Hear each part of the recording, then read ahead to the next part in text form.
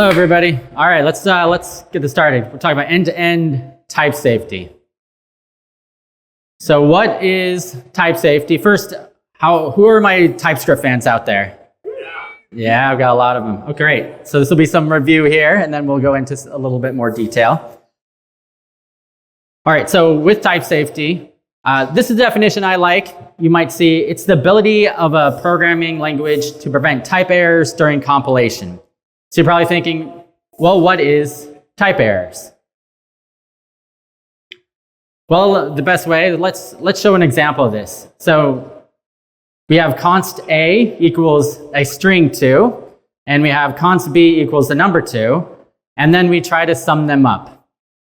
And you would expect this doesn't make sense. Obviously, you can't take a string and add it to a number, and 2 plus 2 is 4, but we get something, we have a 22 comes out, and I'm like, well, that doesn't make sense. So, and first, it's a string 22, and it's not the number 22. So really what JavaScript's doing in the background is doing a little bit of inference on it, and it's doing an append of both the number and the string, and it's coming out with a string.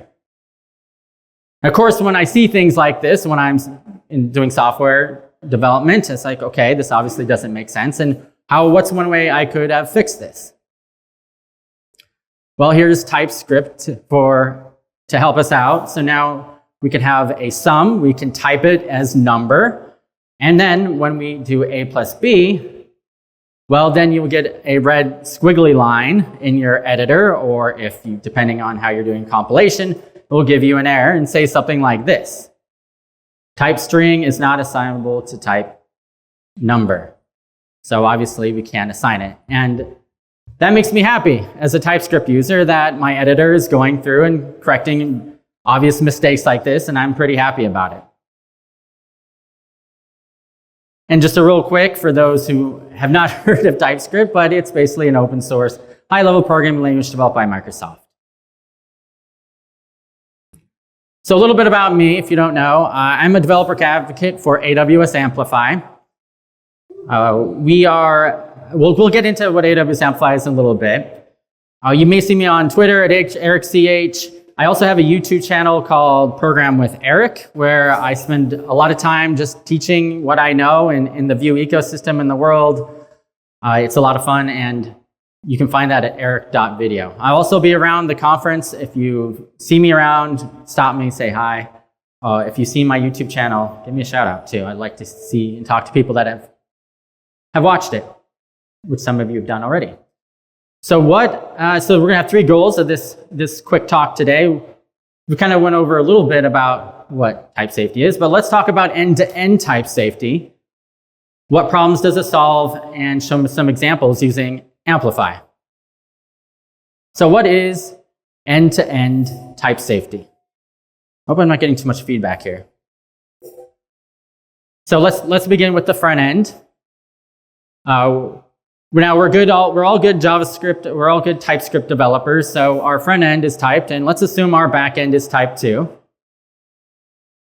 And we have a model that we have in our back end that's connected to a database, and this is a customer model. We have an ID, we have a full name, and an email. All right, so now we are doing a fetch. This is how it works in real life. We do an await fetch. Now the back end is sending the data back over to our front end. And everything is fine, right? So what did we accomplish? Well, let's talk about this problem a little bit more, not just that we have our front end and back end using TypeScript.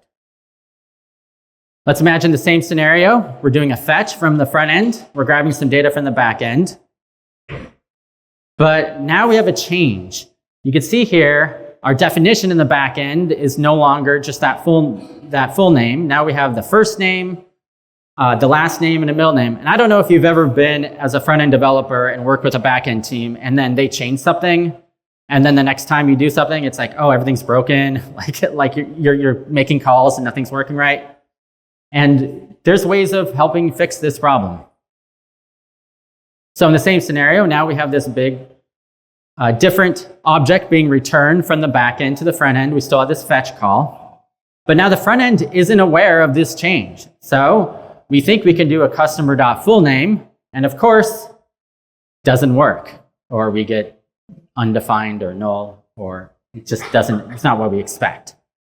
So this is where we can kind of make sure and we can ensure that what the front end is doing and the back end match. And that's where I kind of see this end-to-end type safety working for us. So there's a lot of heroes that can solve this problem. I think the way we approached it is very unique. Has anybody of you guys used TRPC? Nobody has. What about using Nuxt with API routes and using the end-to-end type completion there? Okay, I see some people have used that. But we're going to talk about AWS Amplify. I think that's a unique solution. Real quick, AWS Amplify is a set of tools for front-end developers to create full-stack websites. So if you are looking to create a full-stack app, we make it easier for front-end devs to use AWS services. You may find a lot of services you use right now actually use AWS in the background, and we can make it easier to do that. Recently, we launched something called AWS Amplify Gen 2. This is, we just went into general availability last week, and it has some nice properties that kind of help this TypeScript problem that I just mentioned. First, it has this code-first developer experience, meaning that we're a lot more composable. You can write your infrastructure in TypeScript in a very straightforward way. And it's actually embedded inside your front-end code. So you actually have a folder in your front-end code. You have this TypeScript definition, and this defines your back-end. It will also support full-stack Git deployments. So now you can have your hosting and your back-end deployed at the same time if you want, or you can have them separate. And it's connected to a branch. And we have faster local development, meaning you can have ephemeral sandbox environments. And one really nice thing is we just added in we had this hosting provider. We just recently partnered up with the Nuxt team, and now we fully support server-side rendering with the Nuxt app with API routes, and it all automatically works. So it's definitely our hosting. Going back to this end-to-end, what now with this new Amplify Gen 2 we can do is, let's imagine we want to create a database. We just, in our app here, we'll have this customer database with our full name and email. And what this does with just these 4 lines, it'll actually create our AppSync backend. So it'll create our database in the backend, and it'll set this up for us. And then we can even set up authorization rules if we want only certain users to access it. Like, for example, maybe public users can read, but maybe you have to be logged in. And this is backed by Cognito. So you just add this file to a front-end folder, and it basically creates this all for you. And now we can export out a schema that now can be available in the front end. So this is basically our back-end definition. We'll take that schema.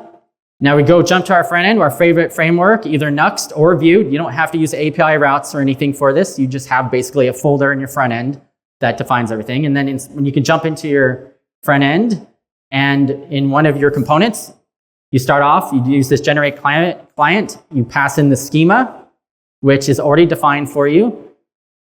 And then you can set the type for this.